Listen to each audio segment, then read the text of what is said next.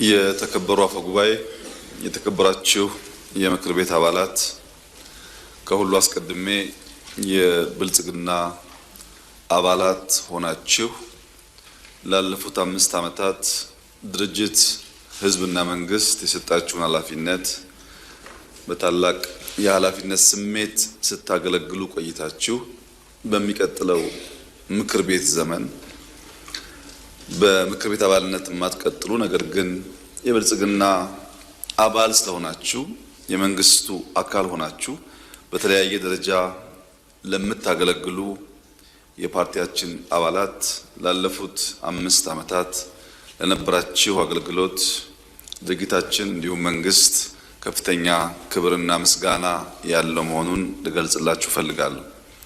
በተጨማሪም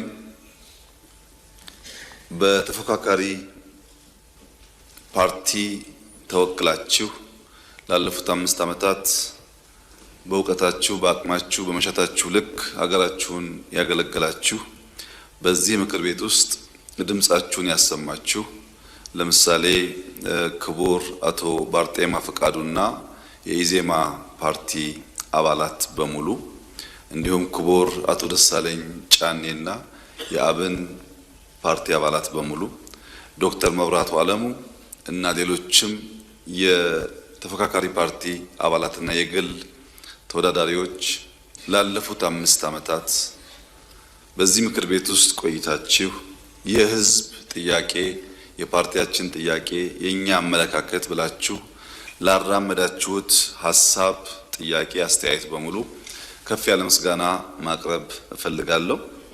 አንዳንዶቻችሁ በሚቀጥለው ምክር ቤት ከኛ ጋር የማትቀጥሉ መሆኑን የዘንድሮ ምርጫ ያሳየ ቢሆንም ክቡር አቶ ደሳለኝ ጫኔ የመጨረሻ ያሉት ንግግር የመጨረሻ ባይሆን የመንግስት ምኞት መሆኑንና ከምክር ቤት ውጪ እነዚህ አባላት ከመንግስታችን ጋር በጋራ ሆነን ኢትዮጵያን እንድናገለግል በተከበረው ምክር ቤት ፊት ጥሪ ላቀርብላችሁ ፈልጋለሁ። መንግስታችን እናንተን አካቶ ኢትዮጵያን ማልማት ይፈልጋል።